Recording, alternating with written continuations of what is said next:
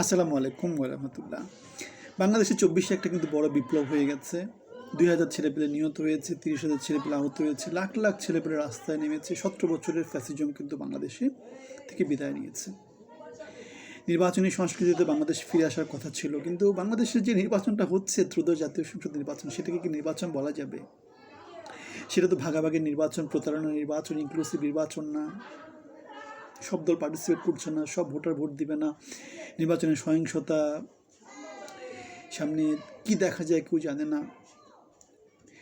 আবার নির্বাচন পরবর্তী যেহেতু বাংলাদেশ বিশাল একটা জনগোষ্ঠীকে ভোটের বাইরে রাখা হয়েছে, একটা বড় রাজনৈতিক দলকে রাজনীতির মধ্যে রাখা হচ্ছে না, তারা আলটিমেটলি কী হবে? রাজনীতির মধ্যে যেহেতু তারা রাজনৈতিক দল, তাদেরকে যদি রাজনীতির মধ্যে তারা নাই, তারা কি এমনি এমনি ছেড়ে দিবে? তারা কি কোনো রকম কার্যক্রম হাতে নেবে না? তাহলে বাংলাদেশের এই যে নির্বাচনটা হচ্ছে ত্রয়োদশ জাতীয় সংসদ নির্বাচন এবং বিপ্লব পরবর্তী এবং সংস্কারের কথা বলে, তাহলে আমরা এখানে কী সংস্কার দেখতে পেয়েছি? কী নির্বাচন হচ্ছে? এটাকে আমরা নির্বাচন বলতে পারি? এটা তো খেলাধুলার নির্বাচন মনে হচ্ছে। এটা হচ্ছে ভাগাভাগি নির্বাচন, এটা হচ্ছে জাতির সাথে প্রতারণা করা। এটা আমি জানি না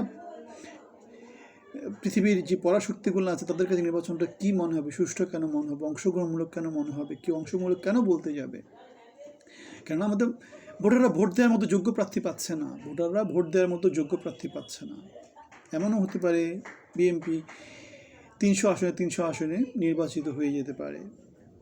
তাহলে কেননা বিপক্ষ কোনো দল নাই, বিপক্ষ দল একমাত্র বাংলাদেশে গত 54 বছরের ইতিহাসে বিপক্ষ দল একটাই ছিল, সেটা হচ্ছে আওয়ামী লীগ ছিল। এখন আওয়ামী লীগকে নির্বাচনের বাইরে রেখে যদি কোনো নির্বাচন হয়, সেটাকে নির্বাচন আমি কেন বলতে যাব?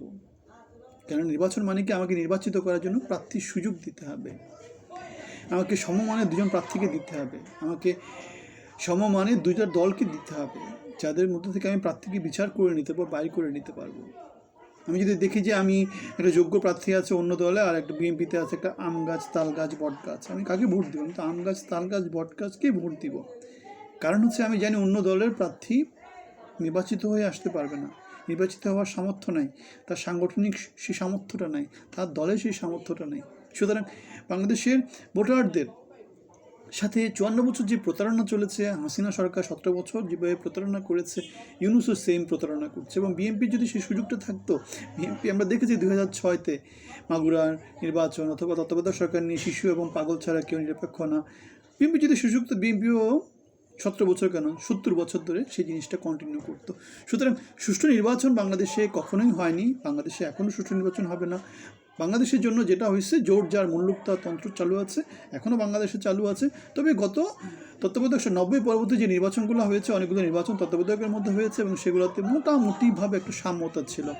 এখনকার নির্বাচনটা আসলে সাম্যতাবিহীন নির্বাচন এবং নির্বাচন থেকে ভালো কিছু আশা করার কোনো রকমের সুযোগ নাই। এই নির্বাচনটাকে বলা যাবে একটা মাগুরার নির্বাচন বলা যেতে পারে, যেখানে একমুখী নির্বাচন হয়েছে। অথবা হাসিনা অথবা বিএনপি সরকার 96-তে যে নির্বাচন করেছিল, 7 দিনের জন্য একটা জাতীয় নির্বাচন করেছিল, সেরকম একটা নির্বাচন বলা যেতে পারে। সুতরাং এই নির্বাচনটাকে আমরা কোনোভাবেই বলতে পারি যে সুষ্ঠু নির্বাচন। আপনাদের মতামত জানাবেন, ভালো থাকবেন, শুভকামনা থাকলো। আসসালামু আলাইকুম।